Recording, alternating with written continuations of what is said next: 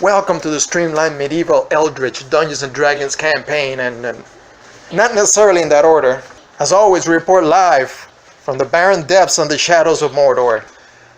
Today we bring you Dungeon Master's Tricks of the Trade. And we're going to focus on the secret behind the Dungeon Master's screen.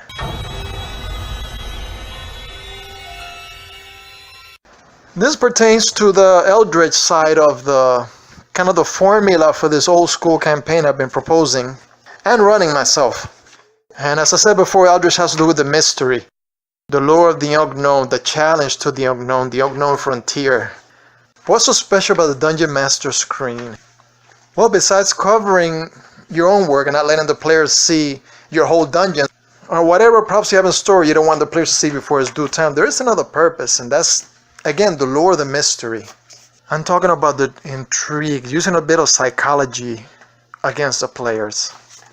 Just as you can use story elements to create an air of mystery, in terms of not explaining everything that's going on, just hinting at it here and there so imagination fills in the details.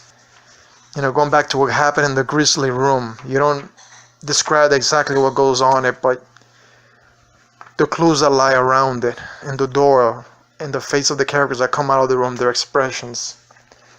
Just like you can use these elements of the unknown to mess with a character, to stir his imagination, to get the mystery and the intrigue and even the horror going, you can do the same thing with just plain dice. For instance, making secret DM rolls.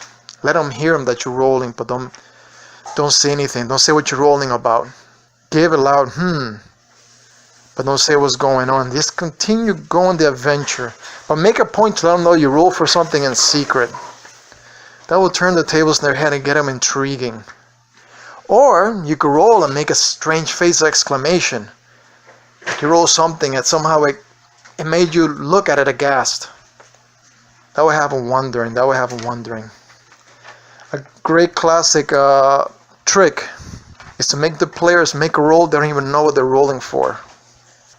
A saving throw would be too obvious. Even though my campaign, honestly, I don't even let them know what their saving throw, what their successful saving throw is. That's part of keeping the intrigue. When they make a saving throw, they may basically know what their bonus is as they progress on levels, but not the score they need to succeed, which could have a penalty or not dependent situation, as the DM rules.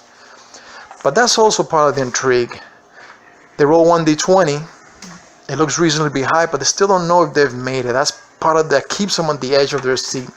Keeps part of the excitement of the game. So that's a really good thing. Never tell your players what score they need to make a saving throw.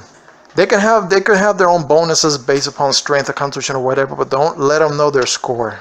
Keep it a total mystery known only to the Dungeon Master. What I'm really talking about to freak them out is to make them make a roll totally unrelated. They don't even know if it's a saving throw. Make a roll 1d12 and don't say what the roll is for. Make it cryptic. Just make them roll for something. When they roll, just don't make an expression even. Just nod your head and keep the game going. That will mess with their heads. I'll keep on thinking what that roll was about. You could even make an expression if you like. An expression that's a little bit of grim. You kind of frown a little bit. You can do that. Or you can remain totally poker face. But don't let them know what the roll is for. Could be for nothing at all, just to mess with them. They could have no idea what the roll is for, but the purpose is just to mess with them psychologically.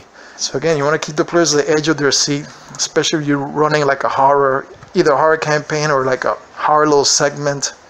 Or just keep the mystery of dungeon exploration, kind of like evoke that feeling, that claustrophobia of being in some dark, eerie, danky, slimy dungeon. That's one of our tricks of the trade.